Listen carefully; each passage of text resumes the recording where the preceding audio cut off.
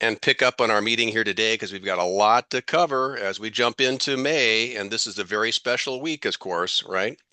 So we'll go through our regular agenda items here. We'll go through the OSU May to-dos.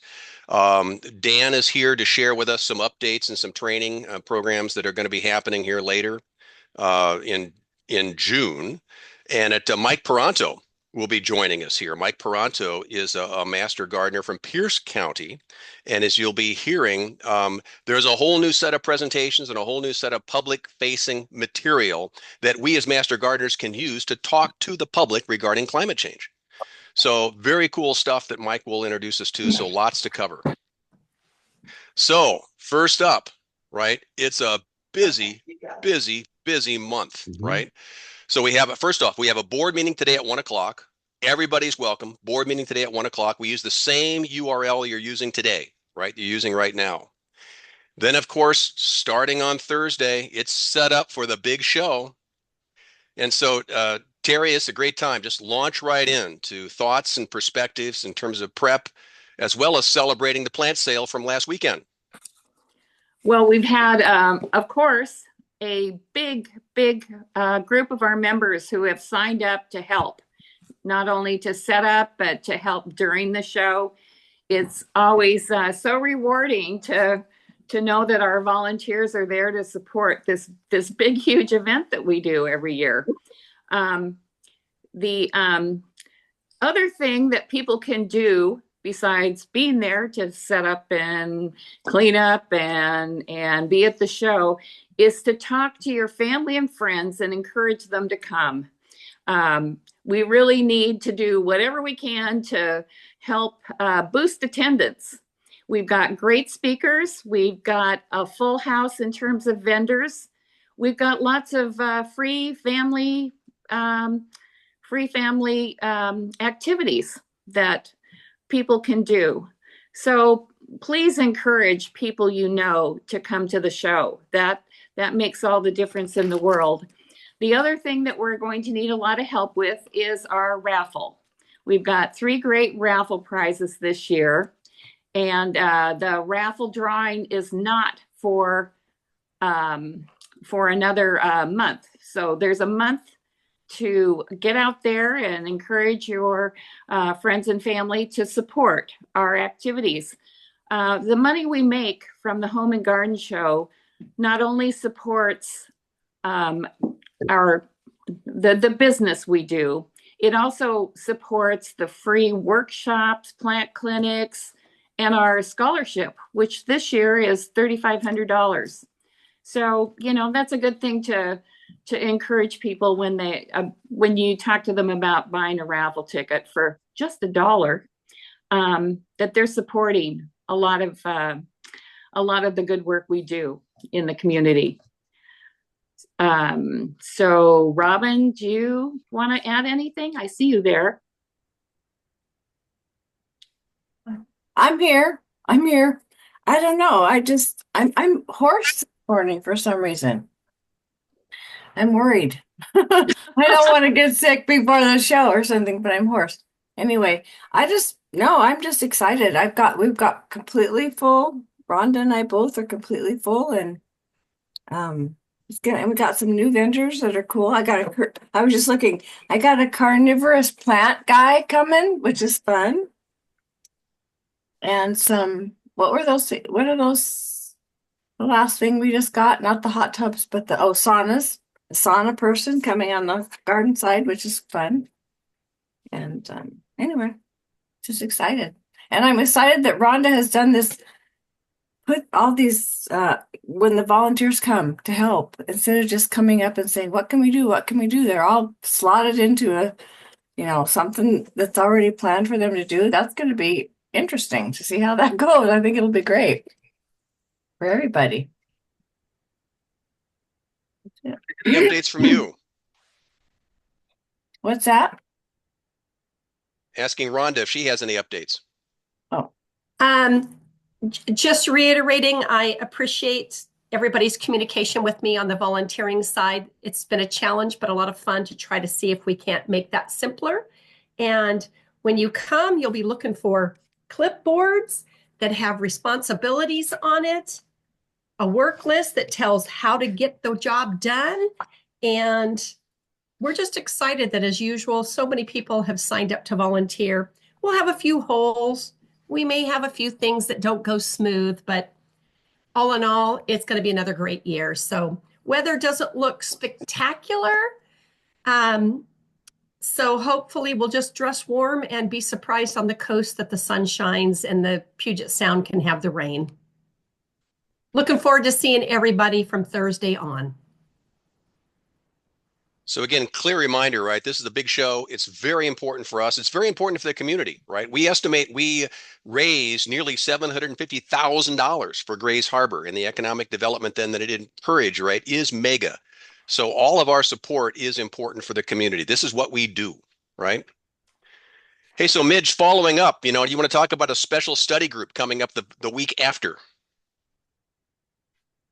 Yes, coming up on Tuesday, the 20th, we are going to be touring at Evergreen State College. And a couple of people have offered to carpool. John Coogan said that he has room for 3 people. Helen has room for, I think, 2 more people in her car. But we're going to be touring around the longhouse at the college, and they have done a beautiful job of creating a native garden there. And the signage is amazing, and the work that they've done is amazing, considering that they're, transient college students. We will also be touring their fiber arts school and their carving school, which is affiliated with the Longhouse. And I believe we will also be getting a short tour of the Longhouse, and they have a beautiful displays and a lovely little gift shop. But the real star are all of the gardens that they have created there. They've created native gardens. They've created, like dry climate type gardens, and they've just done an awesome job. So I think it's going to be a great tour, and hopefully people won't be too exhausted after the Home and Garden Show, and they'll be able to come. So reach out to Midge for any more information in that study group. That's Tuesday, May 20th. Yeah, and I'll send out information on Monday about parking and meeting and all of that too, and who to contact. I'll send it out before Monday. Who to contact if you want to carpool. They do charge, I think, a nominal fee for parking there. So I think it's, I don't know, I can't remember, like $4 for 2 hours or something like that. So just be prepared. Okay. So we also have a Greater Grays Harbor meeting, near the end of the month on 24th. We've also got plant clinics going on as well. And those are all detailed in the e-news. So once again, if you're not getting the e-news, make sure that Katie Lutz knows so that you can get on the list, or that you resolve whatever problems you have in terms of not getting the e-news, because that is our vehicle for communications. Now, also what has to get done this month is training by WSU on how we engage with minors who are, whom we engage with as part of the program. And so, Aaron, you're on here. You want to share more about the training and about the options for getting certified? Well, I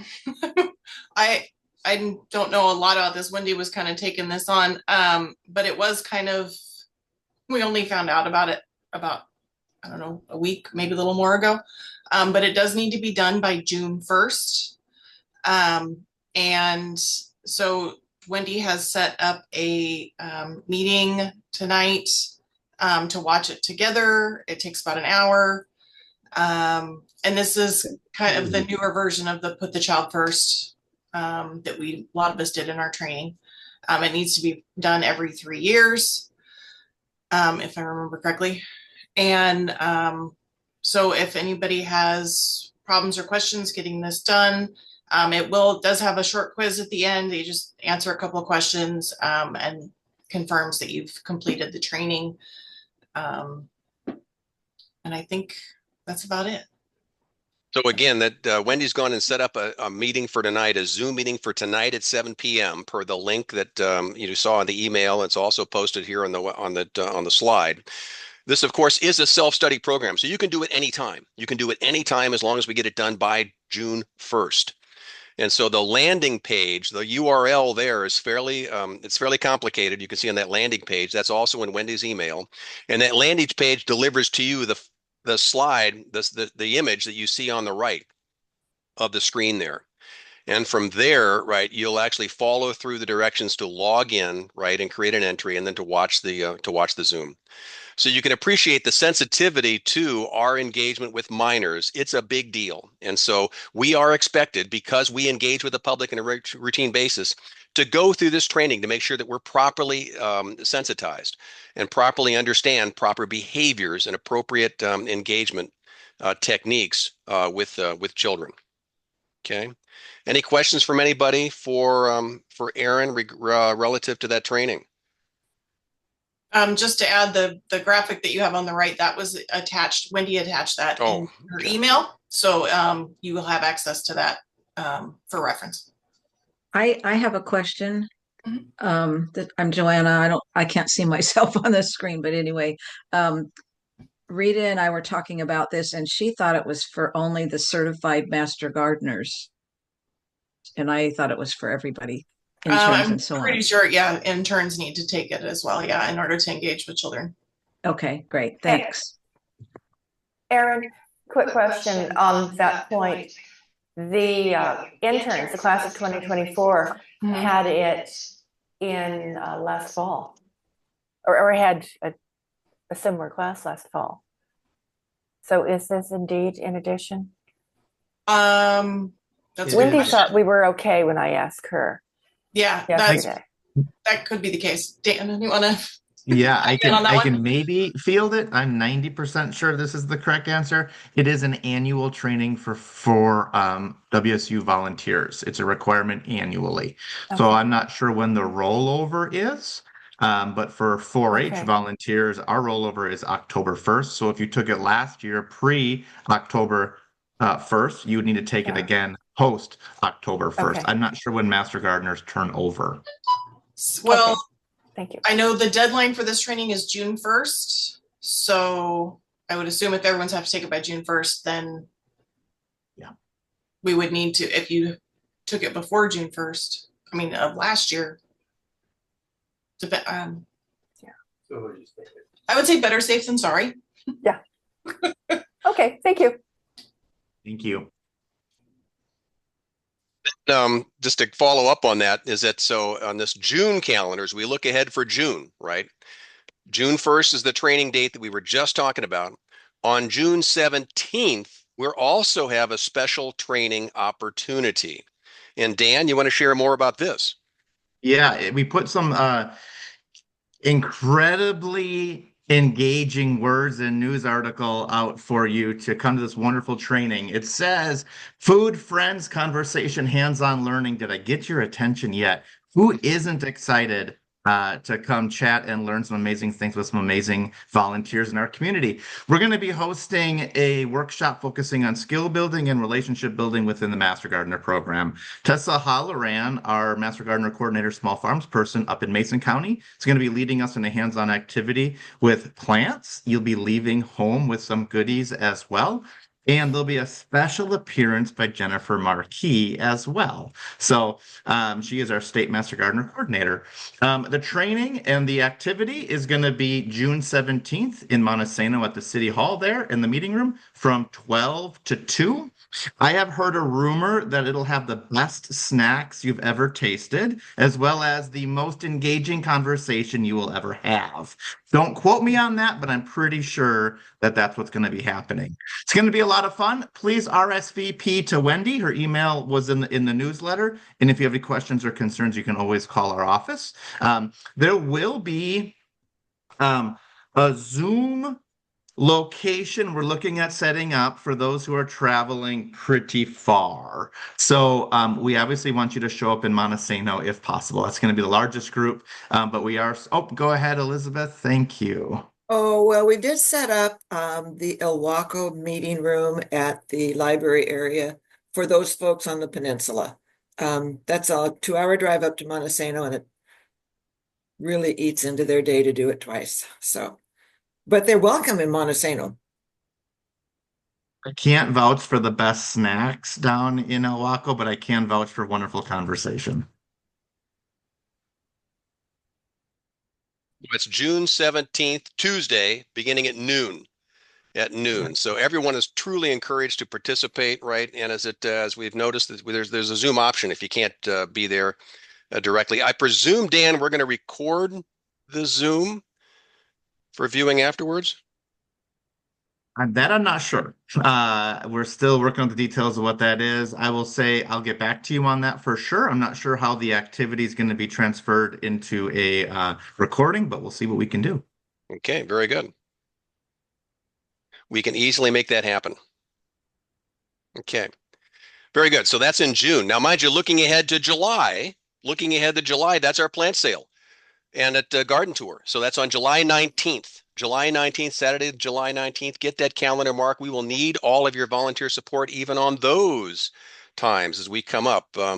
Terry, any comments about the gardens? I know you're pretty excited about the gardens we have lined up. Yes, I'm very excited about the gardens we have on this tour. We have only 4 because 2 of them are very large. And so there's gardens that represent different decades of work to create these gardens. One is a 30-year-old garden that has 100 Japanese maples or more with ponds and beautiful hardscaping. An amazing garden. It's about a 2-acre garden. We have the historic lamb garden on the tour. And that's many decades old in the very beginning of it. It's under renovation, but it's a very interesting place to actually go and see and experience kind of a historical part of the harbor. With any luck, we'll have Andrew Bolton's family there, who actually lived in the house, and it was their relatives that built the house. So that's kind of a really interesting sideline of this particular garden. Then we have another garden that's 10 years old, and it is amazing. You'll look at this garden and go, wow, she did this in 10 years. It's just a charming garden. She has in 10 years, she's built all the layers into the garden, the trees, the shrubs, the flowering plants, the vines. It's very fun to see it. The 4th garden is a city garden, and it also has this great curb appeal where she's got a small vegetable garden and greenhouse, lovely plantings around 2 sides of the house, and then the surprise is the backyard with a beautiful patio and more lovely plantings. So very exciting tour. The plant sale is at Barbara Porter's, which is a great location. And of course, we need lots of plants for that because it's a well-attended location for our plant sale. And 1-gallon pots are preferred, but you know, we can pretty much work with anything. So lots of volunteers needed for the plant sale as well. I see you on there, Barbara. Did you want to add anything about the plant sale? Can you hear me? Yes, we can. Oh, very good. I was just writing you a chat that I'm fumbling with Zoom. So I wasn't sure if I was going to be able to talk or not. Oh, so this is great. Oh, that's lovely. Yeah, so at this point, it's a kind of a repetition. I was even going over some of the 22 2022 notes from the last plant sale next to my house. So, and some of the, I was reading some of the feedback, and we were reminded to make sure, this is kind of a housekeeping thing, with your pots, be sure that you mark out or remove any labels that may from a previous life on the pot. And also we want to do a quality control even before you bring the plants over to my house before the sale. So I'll go over more of that in print in just a couple days. So, and Terry, thank you very much. Terry has sent me an email telling me the plants that she's planning on bringing, and so that helps us prepare. And so I ask all of you to do that also if you can. And mine, Barbara S. Porter, is my email. Barbara S. Porter at hotmail.com is on the roster. So I appreciate that. If anybody has any questions at all, please contact me. Oh, and there's my email address right there. So anything else that I should mention, Terry? Kelly? Labels. Plants should all be labeled. Even if you're contributing a dozen of the same variety of plant, please put a label on each plant. Absolutely. And Mary Ann McCabe taught me this really great trick for making cheap labels. It's using old Venetian blinds. They're easy to cut up and they make great labels. And the price is right. Yes. Okay. There's your Master Gardener life hack, right? For 2025, right there. What to do with your Venetian blinds. Yeah, number two pencil. Yeah, there you go. Number 2 pencil. And I also wanted to mention that it's not like an official paid spot on the garden tour, but just down the road from Barbara Porter's and on the way to the other gardens is the Polson Rose Garden. And I will be a docent there and talk about that. And I've done a lot of work in getting that garden ready for the show too. I've been amazed every time I've driven by the Polson Rose Garden. Since you took over, Gwendolyn, it looks beautiful. It looks ready to go now for a garden tour. So again, that's July 19th. July 19th, right? Both for docents as well as at the plant sale, we will need you. And let's get the preparations going now in terms of the sale. Now, one more date to think about here is that the State Education Conference, it's all virtual this year, and that's at the end of September 26th and 27th. Registration for that opens up on June 1st. So again, this is a great way to pick up our continuing education hours, right? All of these sessions are there's multiple tracks that go on simultaneously. All the sessions are recorded for reviewing and viewing afterwards if you can't make it on those 2 days. It's an outstanding opportunity. So I'll be talking about this, throughout the summer and our program meetings here as we move on. So registration opens up June 1st for the September conference. Erin, I don't know, any other comments, by the way, in terms of that you want to share? Sure. So early bird registration is June 1st for the month of June, and it's $109 for Master Gardeners. That goes up July 1st, I believe, to $129. And the recordings this year are available through February 28th. So you have a full 5 months. And if you do it right and you wait until after the first of the year, you have both 2 years worth of CE done from the conference. And so if you watch the videos twice, do you get how does that work? Yeah, probably not. But anyway, it's a great way to pick up your CE hours, right? So again, early bird registration, June 1st, per Erin. Okay, any other updates from anybody? Calendar updates, program updates, things we should be aware of, places we need to be going over the next few weeks or months, besides the Home and Garden Show. I've got something for you. This is Helen. Yeah, Helen, go ahead, and I'll get you, Brenda, afterwards. Yeah. There's going to be a special tour of a prairie behind Schaefer State Park. You wouldn't expect it there. It's up above the park, and it's a prairie, and it's private land. On Saturday, May 24th, from 1 to 3, you start out at Schaefer State Park on Saturday, May 24th. I'd be there before 1. And it's about a half a mile up to this private prairie. And we're looking at camas and all the other prairie flowers that are in bloom. This is part of what's going on with Friends of Schaefer and Lake Silvio. We're working to build more interpretive events. So Camas Prairie Tour, Saturday, May 24th from 1 to 3, start at the Schaefer State Park. No pets, please. There are pets already on that prairie. Thank you. Brenda, over to you.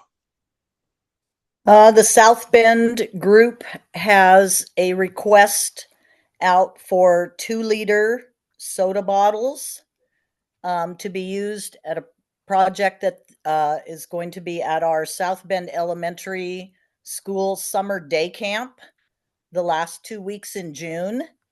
So if anyone can save some 2-liter bottles for us, that would be great. And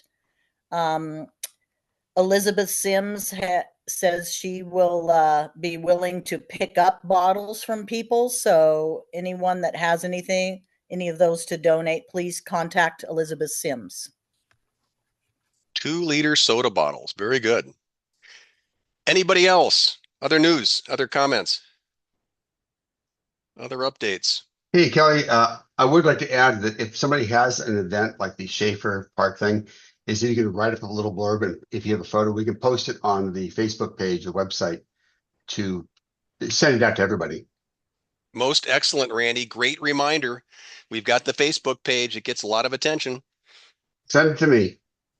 Send them to Randy Dutton. Okay. Hey, so moving on to other things, reminder about who we are, right? You know, we gather here today as a foundation, as a Master Gardener Foundation of our 2 counties. And we are a nonprofit recognized by the IRS, right? You know, as a nonprofit corporation whose sole mission, right, is to promote the WSU Master Gardener program in our counties. And of course, you know, per our bylaws, all of the members of our foundation are Master Gardeners certified by WSU. And of course, that gives us that credentialing is especially important in the fact that we are focused on research-based sharing of information.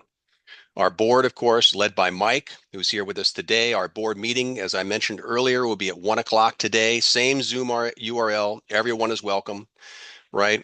You know, because of the size of our foundation across 2 counties, we have 3 sub-regions, right, led by Brenda, Lori, and Peggy across the 3 different sub-regions across the area. And then, of course, at the state level, Jennifer leads us from the state across the state, and Wendy and Aaron are our 2 coordinators that help us liaise with WSU Extension. Okay, so on to what we need to be doing in May. And of course, this is from Oregon State because apparently WSU can't get their act together with respect to a calendar for across the year. So we look to Oregon State for their primers. And of course, because Oregon is further to the south, I guess their soils are warmer because they're talking about, you know, making sure that our soils are consistently above 70 degrees, right, before you start planting some of those the summer plants. So checking our calendar, WSU WeatherNet, by the way, and again, this is a great website for everyone to have bookmarked. WSU Ag WeatherNet, right? You know, gives soil temperatures at all of the climate control stations across the network, across the state. And where our soil temperature at 8 inches depth is only 54 degrees here in Long Beach, right? And but is up to a balmy 58 degrees up in Grays Harbor there. So yeah, you guys are toasty up there. But we're a long way from 70. So we're a long way from actually putting stuff into the ground reliably. And more importantly, you know, is that we've still got to deal with frost risk as we'll show on a new slide here. Okay, so time to think about maintenance, cleaning up, time to fertilize rhodies and azaleas, right? The blooms are up and it and should be finishing up soon here on the rhodies and azaleas.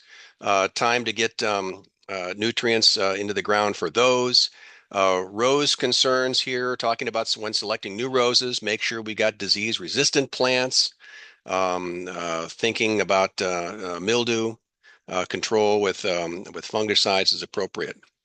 Time to be planting mid-May are dahlias, gladiola, and begonias, and chrysanthemums, etc.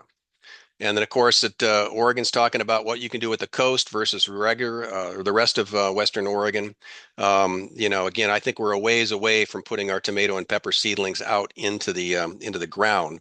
But if you got stuff going in the greenhouse or under your cold frames, let's get them started and let's get it ready for them. And then, of course, pest monitoring.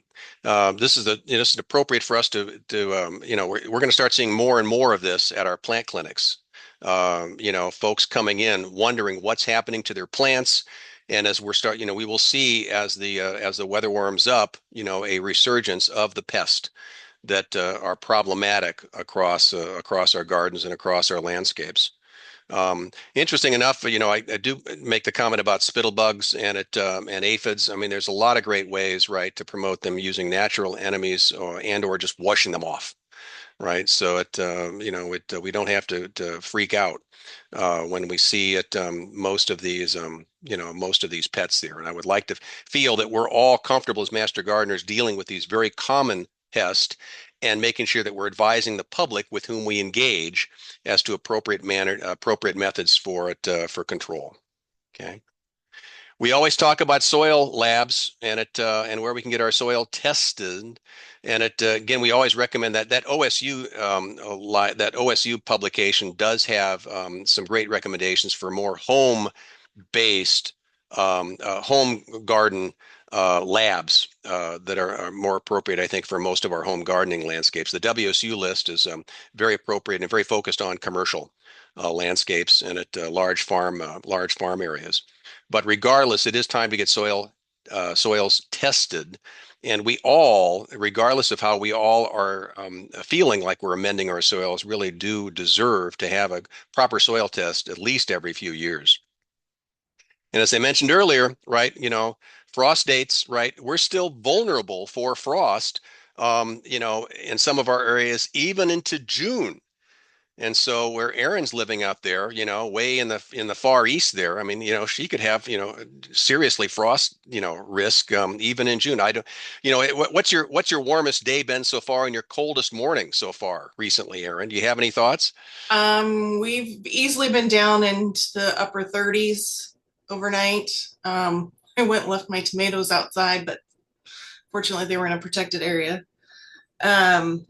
And we had one day that was in the mid 70s, I think, last week. See, isn't it amazing? The temperature difference you have there inland versus what we deal with here at the coast, which is very much more temperate, but certainly not anywhere near the highs and the lows that you're dealing with.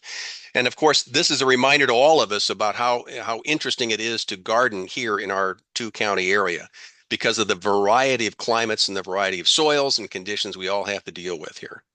So, a reminder that it's very important at our plant clinics to talk to the public carefully about where they live, what kind of conditions they're experiencing, noting the situations that they have may differ quite dramatically from what we may have individually in our lawns and our landscapes.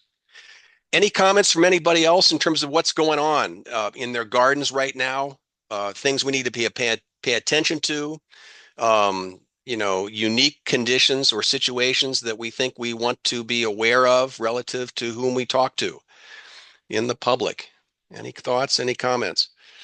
Well, I know here things are really early. We're about 2 weeks ahead this year. We haven't had, until yesterday, we hadn't had measurable rainfall since like the first week of April. So it's been a very weird spring so far for us. Very interesting. So we've had spots of rain down in here, but we're certainly, I think we are behind. But I think we're expecting to get some more rain this week, unfortunately, for our home and garden show. Yeah, my camas is already done. And normally it doesn't bloom until, well, like this week or next week. Okay. Hey, so Hey, Kelly, I go got a ahead. quick question for you. On the Home and Garden show, I know that you've rented like 3 large 65-inch monitors. What displays on those monitors during the show? So this is the question from Randy is that, we always have 3 monitors, right, that come to the home and garden show, and we do a loop of our sponsors. Okay. So Randy, it's a loop of all of our sponsors and and the folks that our folks are showing. And in fact, I just Rhonda, shout out, I just completed that sponsor loop this morning based Okay, upon the yeah. new logos that you just shared. Here's what I'm thinking. You've got information like this chart with Washington last frost. If you have some specific Grays Harbor charts that shows things like last frost, and you cycle through not just the sponsors, but also showed very important data for gardeners, it would be really easy to have this on a visual display. And you could even do things like join the Master Gardeners. You could have a QR code that could flash up on there. Why not use these monitors for more than just here are the sponsors, but just cycle through and show some of the charts and pictures that are very relevant to gardeners as to timing and location, et cetera, soil types, whatever. Randy, a great idea. And if you have some ideas and actually some images and This so forth, chart is one. if you have other images and so forth you want to share, don't hesitate to send them over to me. And I do have a number of, by the way, just the number. We do publicize our program. We do publicize the county fair dates coming up. And so we talk about the plant tour and the garden tour. The plant sale and the garden tour coming up. So there are other things that we intersperse into that. But I like the idea you've just raised here. Let's just add some planning tips and so forth. So great idea. Thank you. Thank you for sharing. And mind you, this is something we want to make sure we're welcoming. All of our ideas and our comments are very important to share. So keep these ideas coming and keep sharing these things because this is how we grow. This is how we get better. This is how we learn. So thank you, Randy. And with that, speaking of learning, right, we are joined today very uniquely by Mike Peronto, all the way from Pierce County to our north, our northern neighbor here. And we want to celebrate, by the way, Mike, I want to recognize, you as the recipient of that 2024 Ed Lacrosse, award on behalf of the State Foundation for all that you've done in the past year here. And we're actually thrilled, very thrilled to have you here today. And I'm going to make sure that you are able to share your screen and to talk. I don't want to preview all the work that I don't want to give too much away in terms of everything you're going to be talking about. But I'm very pleased that you're here to guide us for some very important resources and some very carefully curated resources that are now available to us. So, Mike, join us. Kelly. Appreciate it. I've got the screen. I'm assuming you guys can all see this now, yes? Yes, we are. Thank you. All right. I'm going to try and do one more. I always try and move you guys' pictures up front and center, and every time I do, so looks like I'm looking at you, and I always mess up when I get it there, but I think I'm okay today. Thank you guys for having me this morning. I've got a couple minutes on your agenda. I'm going to walk you through a little program that we affectionately call CATS, for Climate Action Teams. WSU CATS, get it? That's this marketing gold here for you all. So there. What I'll do is walk you through basically a little background, the idea behind the CATS group. We've expanded that marketing gold into include pause, so I'll talk about that. And then what Kelly was alluding to, we're going to get into what's called, the slang is badge presentations that are available to each of you in your county, and talk about where we're at with that, what their content is, and then we got more in the pipeline, And then if you find any of this interesting, I got a little sales pitch at the end to try and get you to join up to our little group here. Okay. I will step through relatively quickly. Feel free to ask questions as we go. The history, climate action teams started as an outgrowth. I saw you advertising the AEC 25. AEC 23, Advanced Education Conference 23, myself and a partner of mine were presenting a presentation we put together called The Resilient Yard, which was about climate change. And we thought, one of the challenges when I'm in one of the larger counties, King and Pierce, far and away larger than the others. But for a major topic like climate change, the kind of the way we've been built, county centric, every county is left to their own devices to create their own presentations.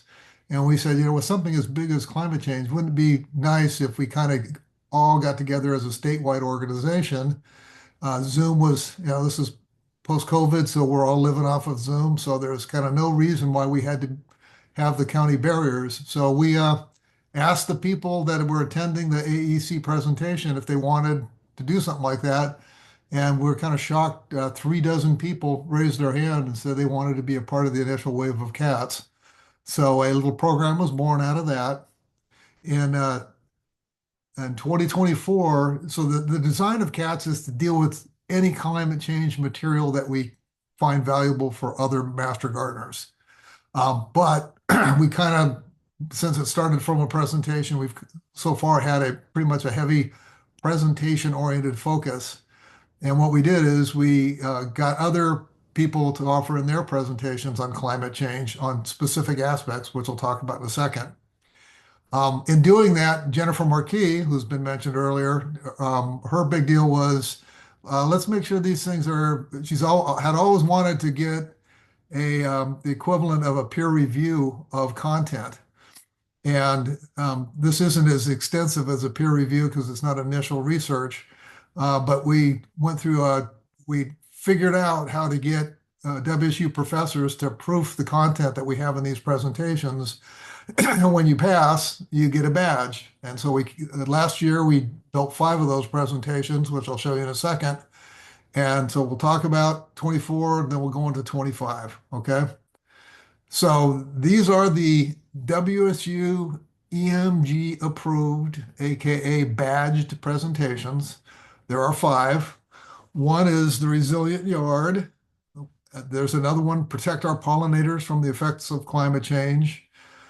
Just below that, Climate Ready Plants. Then there's Vegetable Gardening with Ease, a little mnemonic for climate-oriented gardening. And those 4 are all kind of focused on somebody who has access to land, a yard, right? But there are people who don't have yards and are interested in climate change. And we have one called More Trees, Please, which is a survey of a thing called the Miyawaki Method for rebuilding forests in urban areas, small areas of land. So those are the initial suite of 5 presentations. Got them all badged. And so now the game for 2025, and the reason I'm talking to you all here today is we need to scale up. Not just having them, if we need to help people learn how to do these presentations as well. So in 25, the focus has been helping to train people, anybody interested, to learn any or all of these presentations. So I got on to one of the coordinators meetings. Jennifer staying mission driven, made the pitch about 6 weeks ago, and we had a really good turnout. These are the people who've signed up, and we're going through a process of training those folks right now. Okay. And it's not hard. I mean, the way the presentations are built, they all have presenters' notes. In most cases, we've also have a video recording of it, so you can just watch how somebody else has done it, so you can learn that way and by reading the notes. But we also went one step further. Each of the original authors agreed to meet with the subgroups and help folks through any issues they might have. And what I did what I call an editorial version, where I turned on the Zoom recording, with the group, answer their questions, but also kind of give, when I get to this slide, this is what I emphasize, that kind of thing. And so we've got that recording as well. And the intent is just to make it available to you all that if any of these topics interest you, we would love for folks in Grays Harbor Pacific to adopt any or all of these presentations and learn how to deliver them in your county. They're designed with an idea of what I call, in musical terms, covering it. Though we give you all this material, there's no expectation that you lockstep have to say exactly this word, exactly this order on exactly this slide. My view is that you are, your audience. Every county differs, and you have your own presenting style. So this is just the original. You guys develop your own cover for these things. The only no-no is you can't change the climate science underneath. That's the stuff that we got badged. But other than that, you can feel free to adapt it to your own purposes. So that's what we have today. I said the focus is on expanding, but we're not going to stop creating presentations. So we've got in the pipeline. I'm aware of 3 right now. I'm sure there's more, but you know how it is. I'm in Pierce County, so I know the Pierce people better. I've got one called Reimagining Your Lawn that I've now delivered twice, so I'm about ready to submit it into the badging process. We have another volunteer here called doing one that he's created called Getting Going, and I know he's delivered it a couple times, so it's getting close. That's what we recommend. After you build it, you don't just go straight through the badging. Give it a couple times, get a feel for how people receive it, and if you tweak it then, and then tune it up a little bit before submitting it for the approval process. Getting Going is more focused on, it's really getting people off the sofa. It's really a little heavier emphasis on the, where we're at as far as climate is concerned and why you need to get going to make things a little bit better. And then we got one coming on wildfire preparedness. So that's our group. That's what we do. Couple things. So if there's any interest on your part, and kind of 3 ways to participate. First, I know there's people out there that they just don't want to present. They don't like presentations. They don't want to give them, but that's fine. But if you don't like them, but you care about climate change, we meet via Zoom every other month, where it's more general meetings, where just news and notes kind of thing, climate related. The next meeting for that is tomorrow at 5:30. So your timing is great. If anybody's interested, you can go that way. If you are a person interested in presenting and you want to learn the presentations, that group is split out called Pause for Present All of Our Wonderful Stuff. And that is the alternate months. You like this, Kelly, huh? See, I'm telling you, marketing gold, baby. So if you want to join that group, same thing. And want to beef up climate change presentations, county speakers in your borough, join Pause as well. So if you want to learn the presentations, become a member of Pause. If you also want to influence your county to adopt more of these things, it would also be great for you to join the Pause group. Okay. And so where do I go for this stuff? Kat's website is right here. This is on the state extension site. If you don't have the link, when we're talking, you guys all Master Gardener's home, right? So this is the Jennifer's main state site. If you go down to the bottom for Master Gardeners, very first circle, climate action teams, that gets you here, okay? And all of our meeting dates, Kat's over here, Pause over here, and here's the list of the presentations I just told you about. I try and keep it current, so everything you need is kind of right here.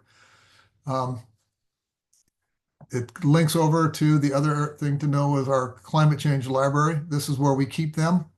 And I said this is where you can download each of the PowerPoints, and where available, we've got the video right there. So you can learn those 2 things without, just on your own. But we got all the presentations right here.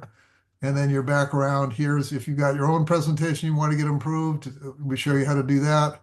And if you want to join cats, we circle you back there. And then last but not least, if any of this is too hard for you to find, just send me an email and I'll add you to, keep a group distribution list that I send out before the meetings. So, and my name is my email address. I'm mike@peronto.com. Any questions from anybody? So Mike, obviously just a wealth of information, and Aaron has put a couple of these links in the chat, right? So that people are having, and I know it's fairly straightforward on even a Google search, right? Can quickly quickly get us to where these are at. Yeah. Yep. Now, Mike, I'm really curious, just with respect to the general climate change and the presentations you've given now to the public. Yep. Are there top of mind questions or challenges that come to bear on this? It's funny. So I've given the resilient yard more than 24 times now over the last 2.5 years, probably 30 times over the last 2.5 years.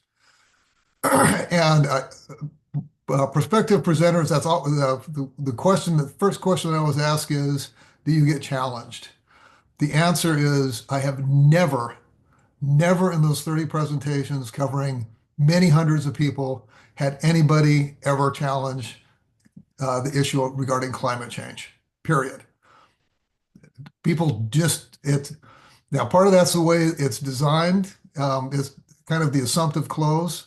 It's climate change is here. The focus is what do we do about it? I'm not trying to convince you that it exists. I just assume. The other thing I do is I put the battling climate change right in the subhead because I did have one person in the evaluation afterwards wrote this line of, hey, if I knew this was going to be about climate change, I wouldn't have shown up. Okay. So she didn't challenge me. It's just, I'm just not interested. If you had told me. And so she felt deceived. And so I thought, you know what? I'd rather have people self-select. So I put battling climate change right in the subhead so that anybody not interested. But the whole kind of social media thing where people are challenging all that stuff, one, I think it's kind of past. Two, though, I don't think we're a ripe target. People who are trying to get their performative stuff are looking for bigger audiences and all that kind of stuff. So long answer to no, people don't challenge that. They want the information. Most people value the information, rate the presentations highly, and they're happy to get it. Bringing it forward, because I think it's important for us to recognize as master gardeners, we should not fear bringing this information forward, right? Exactly. You know, and again, the value of the presentations you put together is that you've done the hard work, right, of already creating content and a flow of information and a method of delivering it that we know works, right? We know will communicate effectively to the crowd, and that should give us confidence that by following these presentations, we've already got a rich platform upon which to engage. And you've got the 5 original authors are more than happy to help you out if you got any questions. Yeah. So we try to make it as easy as we can. And this speaks to everyone here is that, you know, although we think of ourselves, you know, as kind of isolated here in Southwest Washington, you know, there's a whole network across the state, right, of our colleagues, right, you know, who have tremendous depth of experience and competence and capacity to help us in these presentations and in this outreach. And that is one last one. I get the question sometimes. Do know that any volunteer hour you spend on this counts within your county. It's not because you're part of a statewide program. It's not like it's a separate bucket of hours. If you're worried about your hours, they count for your county, not for a state bucket. Other questions, comments for Mike here?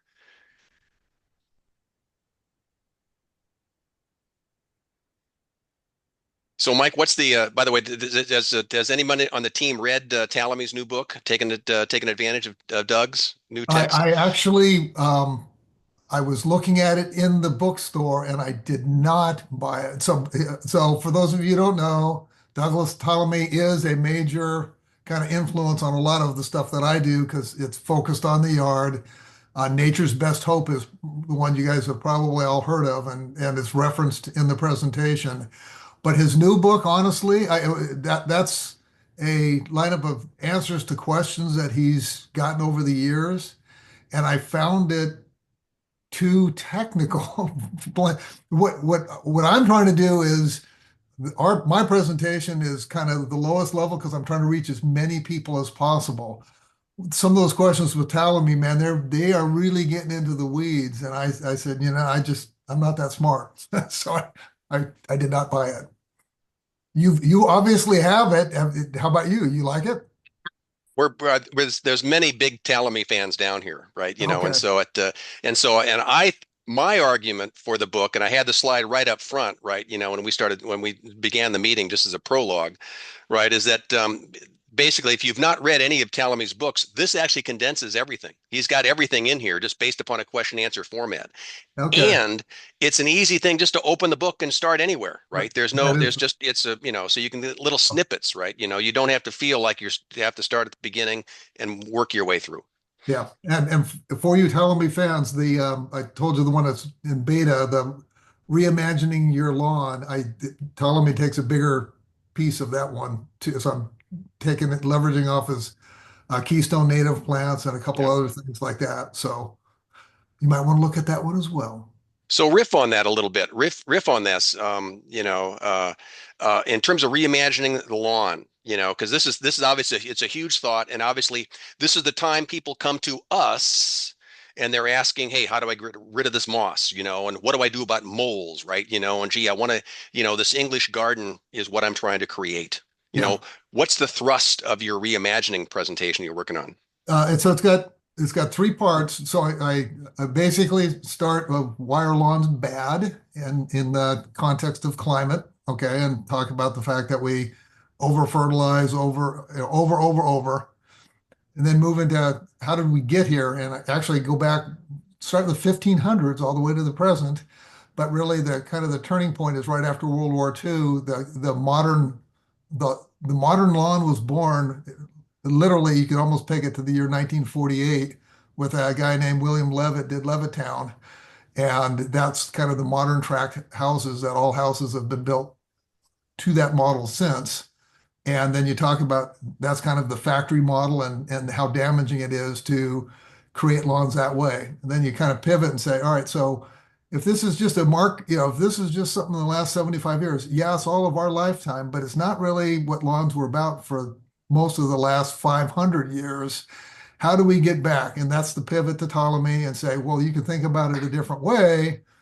And they talk about the conservation aspects and conservation aspects of using your lawn to help nature as opposed to hurt it. And so that's kind of the pivot, and that's the sales pitch. So if you want to think of your lawn that way, here's Doug Ptolemy's a big thinker on that.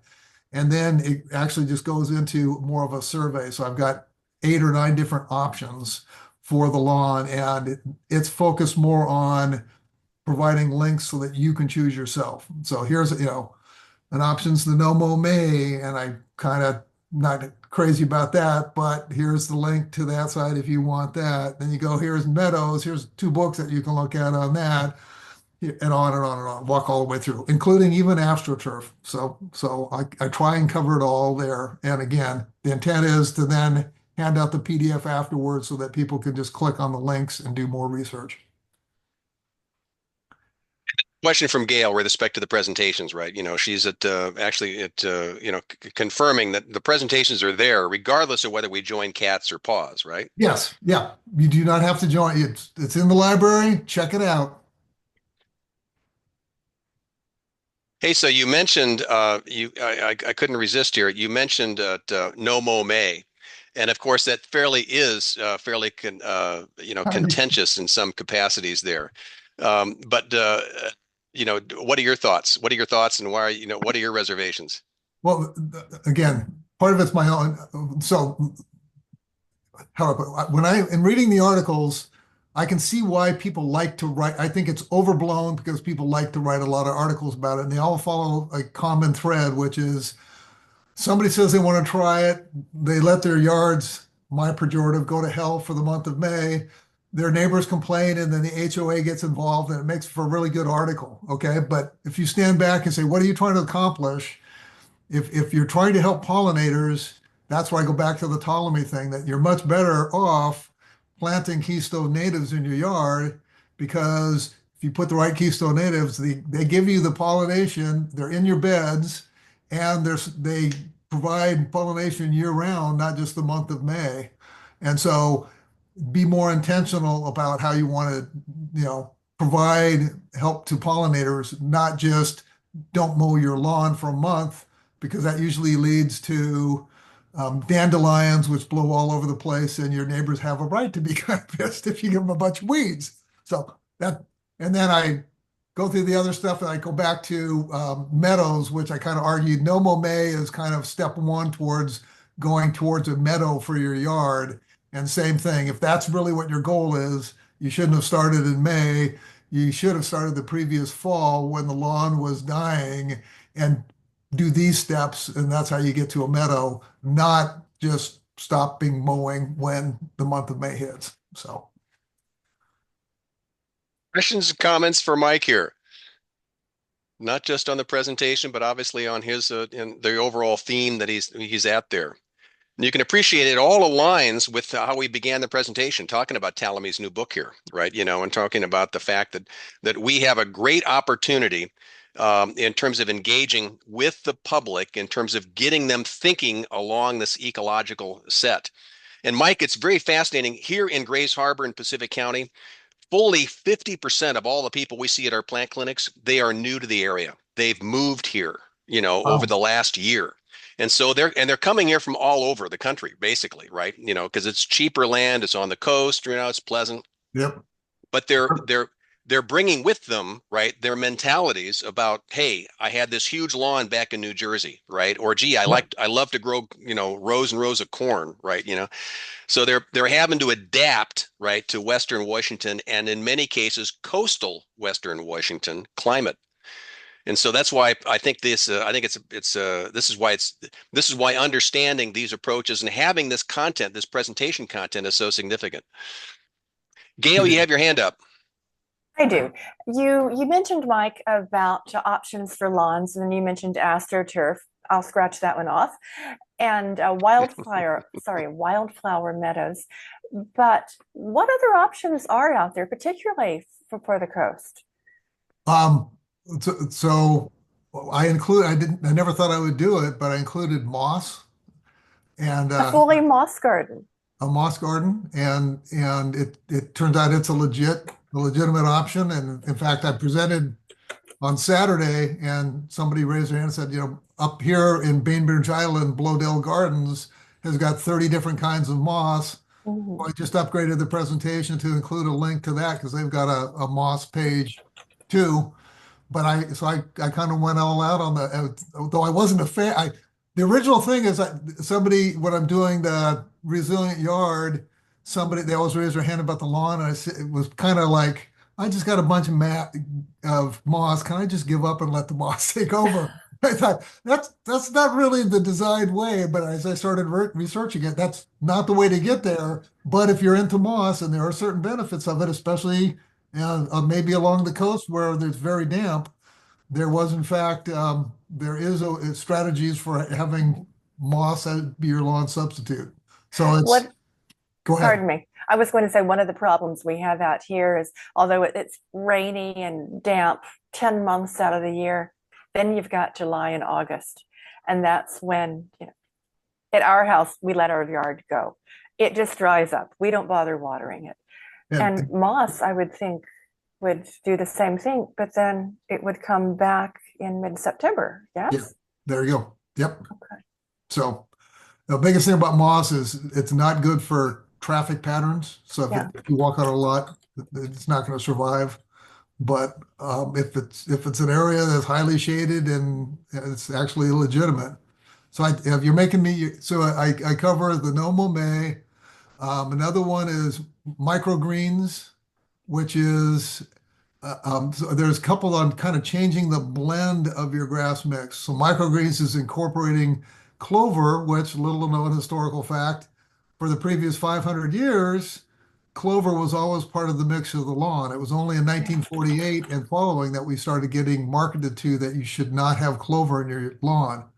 Previously, it was always sold in all the seed mixes because as a legume, it provides nitrogen to the other blades of grass, which kept it green, so you didn't have to fertilize, right? So anyway, the microgreens now, they're breeding clover so that it's got smaller clover leaves, stays closer to the ground, and has fewer flowers. But the intent is to return to the historical, added into the mix. So there's microgreen, nomome, meadows, microgreens, moss, astroturf. I throw in there's one kind of a cute story of a guy who built cute, a fascinating story of a nut whose pet died because of he thinks because of the all the chemicals poured on the lawn, and he spent the next 25 years experimenting with lawn blends. It's called Pearl's deep rooted grass, and it basically he's come up with a formulation that the roots grow so deep that to you, Gail, you'd never have to water in those hot, dry months. It's, he claims to have the roots growing as deep as 8 feet now for the grass. So just some interesting stuff there. Amazing. Thank you. Yep. On the screen share, by the way, we're big fans of a PT lawn seed, right? Portland lawn seed. Have you run into that, Mike? There's your micro clover. No, I have not. Yeah. That's the third URL I've stolen from you today. Yeah, so PT lawn, they're out of Portland, right? And it's relatively inexpensive. You can see these bags of seed, right? And they have Val, do you want to speak to it? Because I know you've definitely been very successful with them. Yes, I just turned my audio back on. I am a big fan of ProTime Lawn Seed. They worked with Tom at OSU, who was the lawn guy for 30 years at OSU, and they worked with him to develop these mixtures. I would love, I don't have the R&R, which is the a couple of types of grass plus the micro.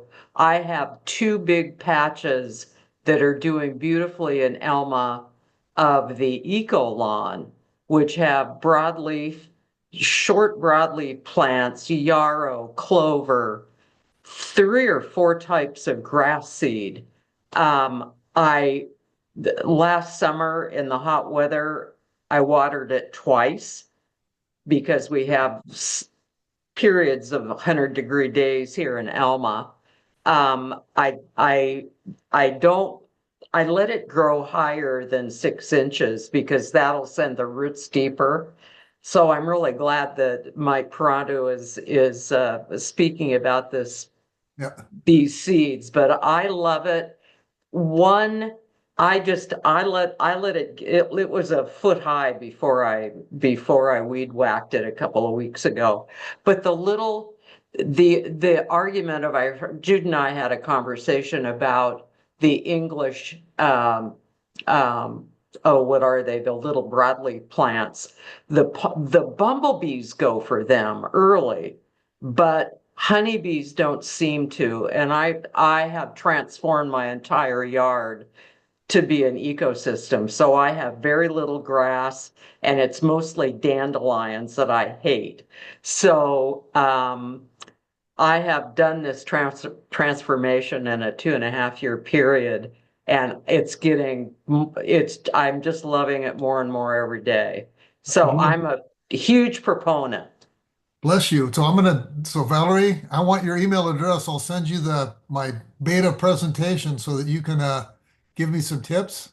And I'm seriously, that's part of the value of doing it this way is the more people we kind of crowdsource the connections. I'm going to add in the PT lawn seed piece to the mix so that you got that link. The more references we can add into this thing, the better, more valuable it is for our audience, right? The whole point is to cut down their research to make it easier, because I figure a lot of people start and they quit because it's too hard to figure it out. So I'm going to try and make it as easy as possible to figure it out for them. So I love that. You've inspired me to join your teams. All so right. I'm in. Thank you. Bless you. All right. Questions, other comments for Mike? Northwest Meadowscapes up in Port Townsend is another good source for seed mixes. Say it one more time. I'm trying to get Valerie. Northwest Meadowscapes. Okay. I'll put it in the chat. Oh, I see it there. Yeah. Let's go up here.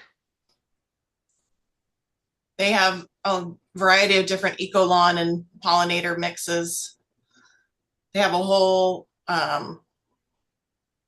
section on how to plant a meadow. Beautiful. Mike, my email, the short one is valcpa@comcast.net. BALC as in certified public accountant? Precisely. Okay. Thank you. Thank you. Share more about Northwest Meadowscapes. You've had some of their product then? I have not tried it. I just know I went to a presentation at last year's AEC about lawn alternatives, and this was one of the resources that she shared. That I was, after going through the website, I was pretty impressed with a lot of their selections. Yes. They seem very cost effective, for individual species, seeds here, right? So it's, fun stuff to even experiment with, right? Other questions, other comments for Mike? This is an important time of year, right? People are starting to think about, getting outside, getting their gardening out there. So let's introduce them to good habits.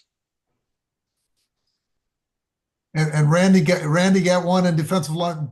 By the way, Randy, I actually make a count of that. But the point I make is most people build the big lawns for sports, for kids, and then two things happen. One, the kids outgrow it and they're left with the lawn. And so I've just asked people to rethink, where are you at in your life? I'm not saying don't have it. But the other one I've observed is modern people do more of taking people to sports fields. They go to the parks nowadays. They don't do it in their yard. One of the greatest experiences I had in my life was playing softball and football and soccer in our backyard. Now, you can always replant later, but I think we tend to demotivate children into playing outside. We don't give them the open space to do it. And community parks are not enough. So you need to see the presentation also, because most of my encouragement isn't get rid of it. It's more shrink it. Part of my theory is going whole hog to get rid of a lawn. Most people won't do that either. And it's easier to take it step by step. So anyway, but I'm with you. I hear you. I'm with you. But again, the one on Saturday, you said, well, yeah, we built this big, huge lawn and now the kids are all gone and left and the deer sit on it. What do I do with it? So it's a time. Join Master Gardeners and learn how to plant it. Yep. Join the Master Gardeners and learn how to plant it. There you go. So I put Mike's email, in the chat there. So, reach out to Mike, right? If you have questions, right, engage with Mike on these things. This is exactly the kind of collegial, conviviality we want to encourage here, because this is how we learn. This is how we grow. This is how we get better. And it's so very important, Mike. Again, I think the key contribution you've made here is that, we have time-tested, people-tested presentations that should give us more confidence in taking on potentially controversial or polarizing topics and delivering those to a populace that in a constructive, positive way that is that's so appropriate for our environment and so appropriate again for our self-esteem.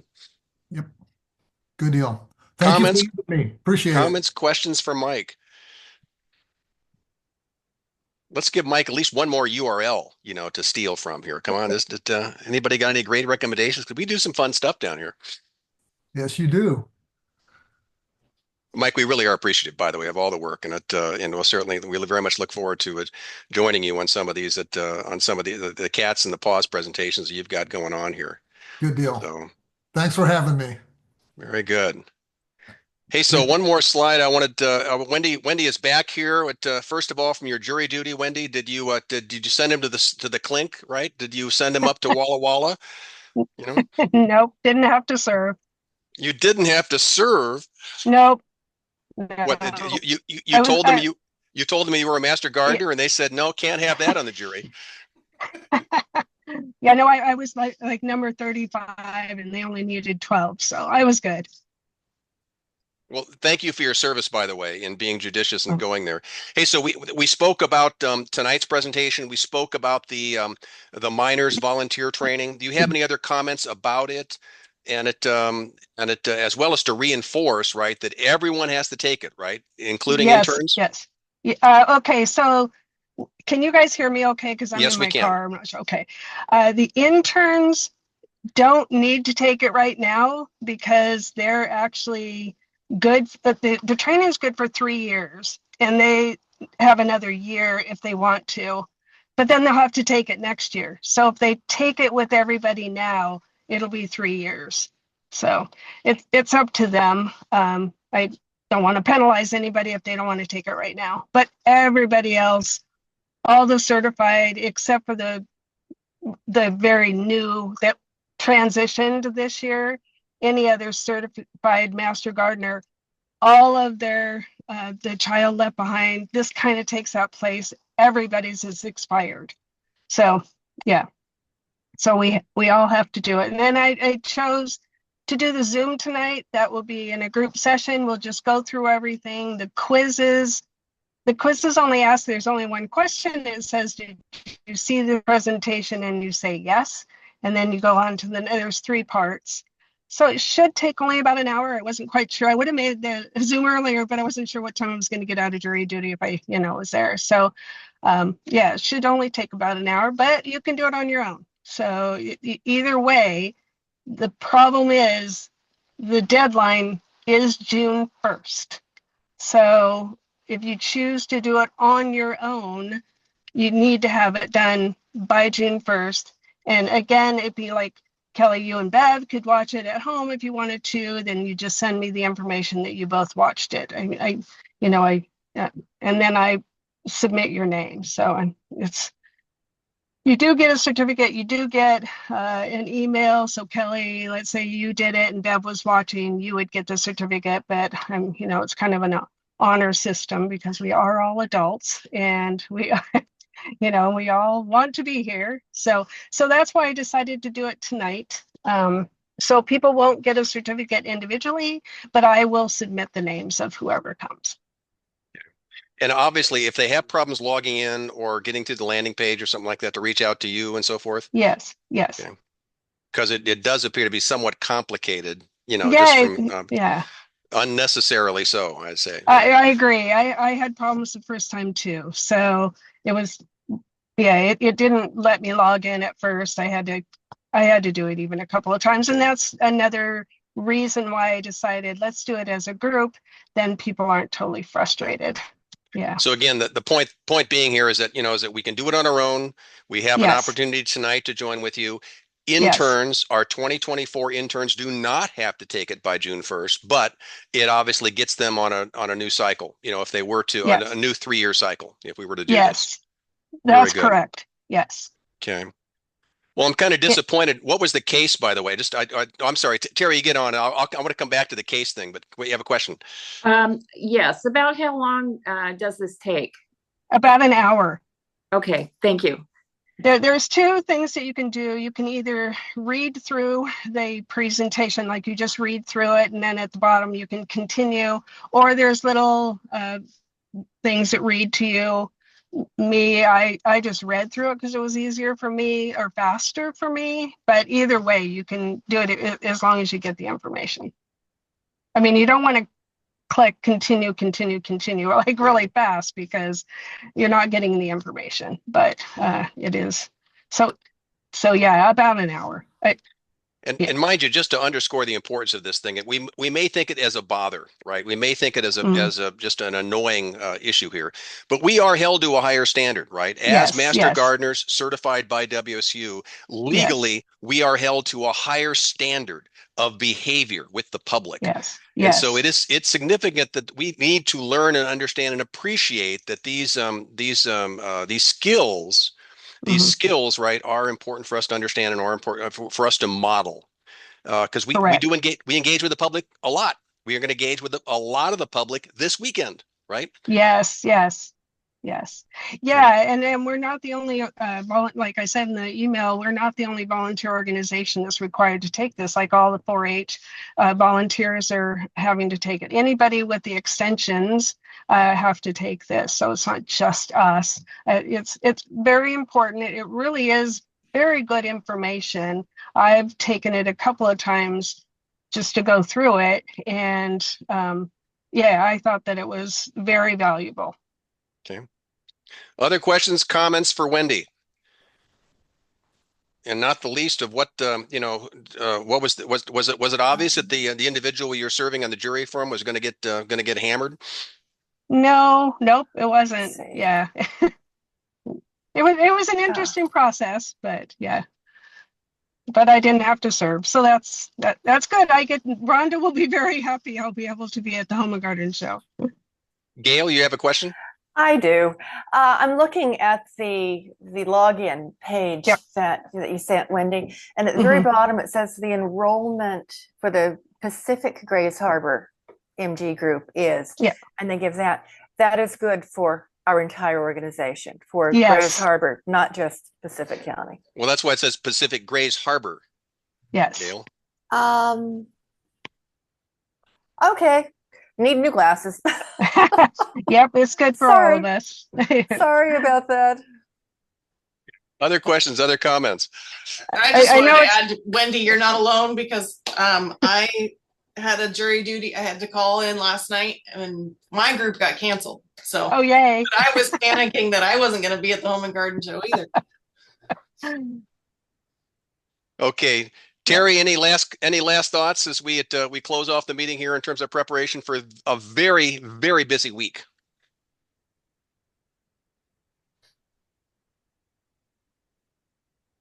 Be sure and wear your badge. Very good point. Comfortable shoes and your badge. Yes, and you might want to make sure that you've got something on the warm side to wear, because the pavilion building can tend to be kind of chilly, even when we have the heat on. So very good. Wear a vest or something. Just some of your Master Gardener apparel, right? Very appropriate. Yes. Okay. And mind you, everyone, reach out to Terry, Rhonda, or Robin, right, for questions as we get into this week. Again, I look forward to seeing so many of you, right, this week as we get engaged here. So it's a very important time for us and for our community. So thanks in advance for everyone's effort and energies. And reminder, it's fun. And it's fun. And as Terry said, let's make sure we get our friends and neighbors there, right? Because it's a great opportunity, not just because it is fun, and it's just, and so this is a recommendation you can make for your friends, right? And for your family, that they will not regret, participating. Okay, reminder, we have a board meeting at 1 p.m. today, 1 p.m. today on this same Zoom URL. Everyone is welcome. Kelly, were you able to get core to be able to sell it? No, there will be no choir. There will be no choir this year. It's called tariffs. It's called tariffs, right? The boats from India just aren't arriving. So there's no choir, so unfortunately. So we'll see. I mean, maybe later in the year, I'll figure, maybe we can have some by the time we get to the plant sale in July. We'll see. Okay, if no more questions, thank everyone here. I'll be posting this video onto our YouTube channel. Board meeting at 1 o'clock, and tonight at 7 p.m. if you got that opportunity. And of course, Thursday, Friday, Saturday, and Sunday. We'll see you all.